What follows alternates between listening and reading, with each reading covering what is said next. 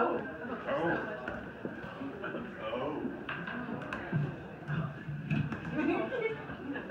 None of those tests were conclusive, Reed. So yeah, the asshole in the suit. Yeah, I wasn't always in comedy. I did try a lot of other jobs before comedy. I tried nursing. You know, it's nice. Nursing is a great job. Didn't have the nipples for it.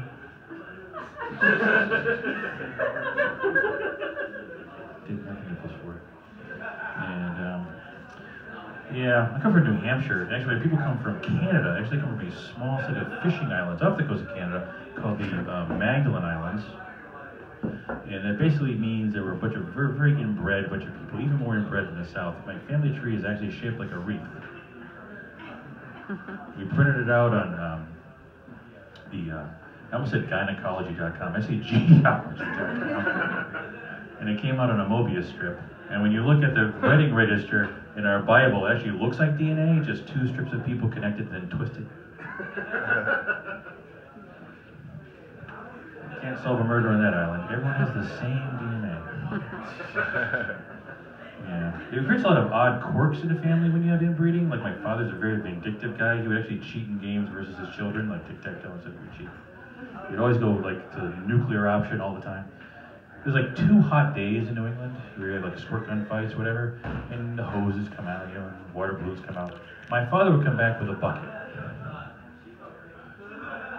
2 days later, while you slept, and you'd win that water fight.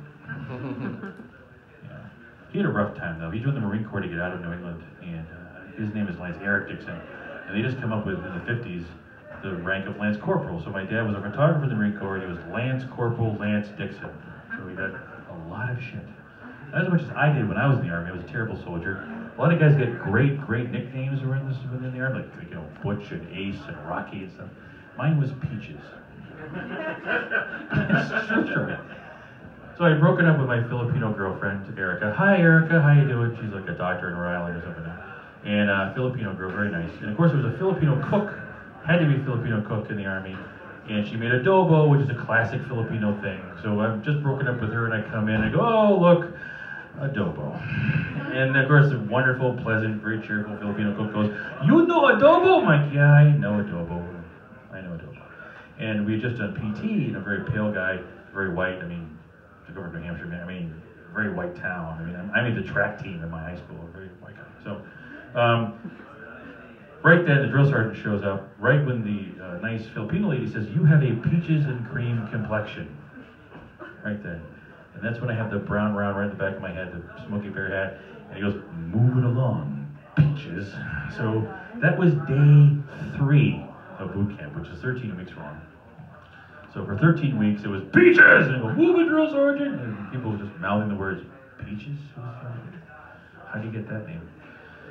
It's very odd, but very competent, skips a generation. I have very competent children, very intelligent, vindictive children. Well, that's probably estrogen. Charlotte's very vindictive, my daughter.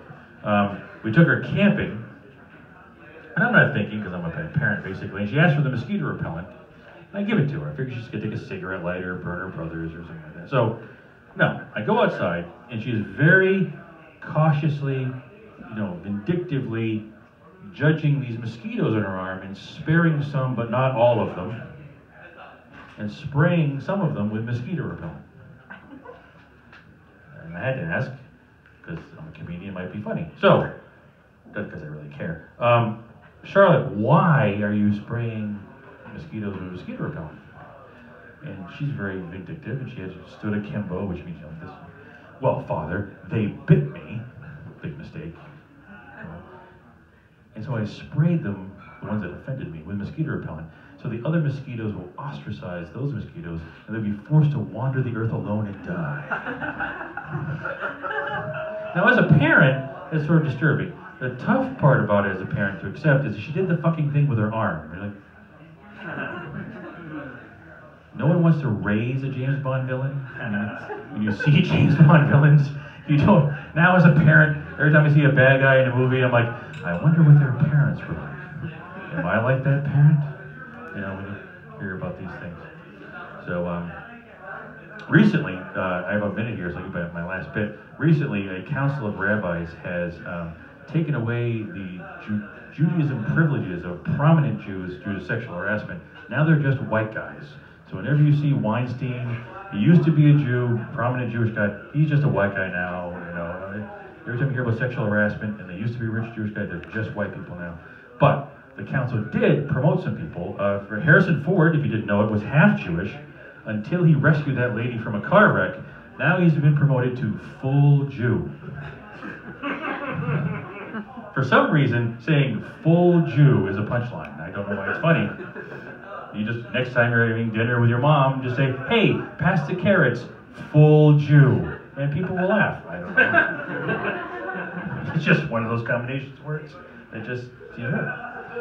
So, so they sent a rabbi to see if the ceremony had worked. And, you know, Harrison Ford's on the phone, you know, and you hear Calista Flockhart in the background going, I want to go to Florida. And Harrison Ford says, are there any discounts involved with being promoted to full Jew? And the rabbi goes, we're good here. Good night, folks. I'm Lance Dixon.